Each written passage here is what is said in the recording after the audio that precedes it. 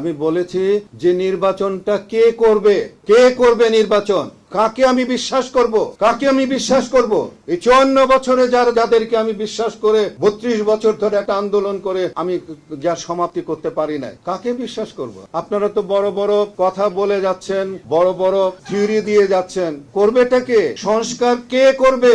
সংস্কার কার মধ্যে আসা দরকার ছিল? সবচেয়ে যারা রাজনীতি করছেন, যারা রাজনীতিবিদ, তাদের মধ্যে কি কোনো পরিবর্তন আসছে? তো তারাই তো ইলেকশন করবে। নতুন পার্টি যারা হচ্ছে তাদের মধ্যে কি আমি কোনো পরিবর্তন আমি দেখেছি? আমি তো দেখিনি কোনো পরিবর্তন, আমি দেখছি না। কিন্তু বলুন, এই যে লাও সেই কদু, তারাও তো শুনছি এরকম ভাবে চাঁদাবাজি হচ্ছে, অমুক হচ্ছে, তমুক হচ্ছে।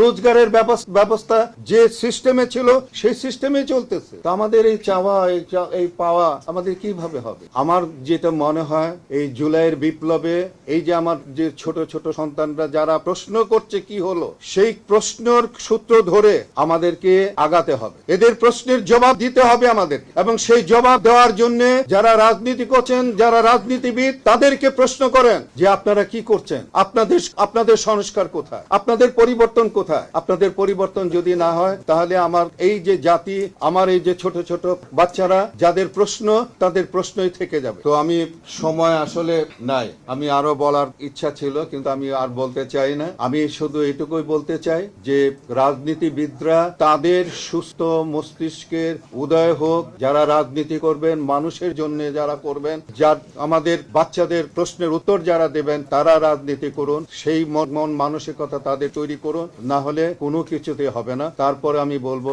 যে স্থানীয় সরকার নির্বাচন কি আগে হওয়া উচিত, এবং আগে হলে পরে অনেকটা উপকারী হবে। ধন্যবাদ সকল।